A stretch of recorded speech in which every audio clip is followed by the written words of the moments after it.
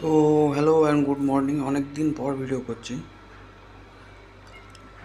তো আজকে বিটকয়েন আপাতত আপ ট্রেন্ডে আছে, রিকভারির দিকে।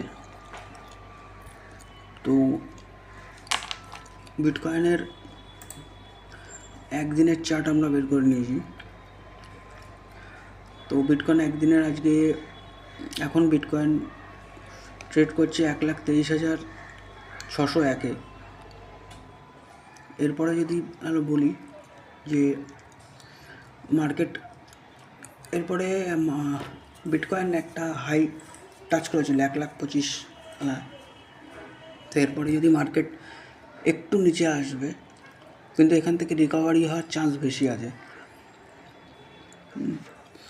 তো এরপরে রিকভারি হলে মার্কেট 1,25,500 ক্রস করলে তো মার্কেট 1,30,000 অবধিও যেতে পারে। কিন্তু তার আগে একটা কারেকশান হওয়ার চান্স আছে মার্কেটে, সেটা হচ্ছে 1,20,000 আর তারপরে হচ্ছে 1,17,000। 1,17,000 থেকে মার্কেট আবার রিকভারি করে 1,30,000 অবধি যেতে, 30 থেকে 32 লং টার্মের জন্য যেতে পারে।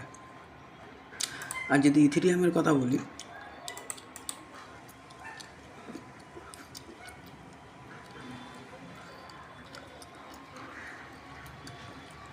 ইথেরিয়াম আপাতত 4,520,তে আছে।